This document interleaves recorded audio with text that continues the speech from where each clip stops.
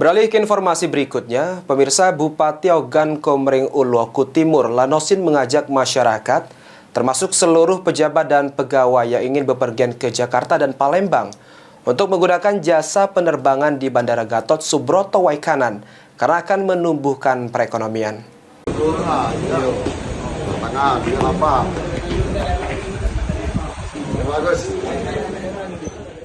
Bupati Ogan Komering Ulu Timur Lanosin mengajak masyarakat termasuk seluruh pejabat dan pegawai yang ingin bepergian ke Jakarta dan Palembang untuk menggunakan jasa penerbangan di Bandara Gatot Subroto Waikanan. Adanya penerbangan di Bandara Gatot Subroto dapat berimbas pada kemajuan Kabupaten Oku Timur dengan dukungan alat transportasi yang mempersingkat waktu antara Kabupaten Oku Timur dan Ibu Kota Jakarta. Pak, ini kan kita hari ini sudah mencoba perdana Pak penerbangan Waikanan Halim Perdana Kusuma, gimana nih Pak?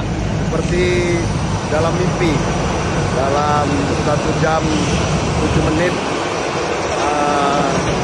kita sampai di Halim Perdana Kusuma dari rumah jabatan Bupati di Jaluan 7 menit dan penerbangan 60 menit dan sampai saat ini artinya ada di 67 menit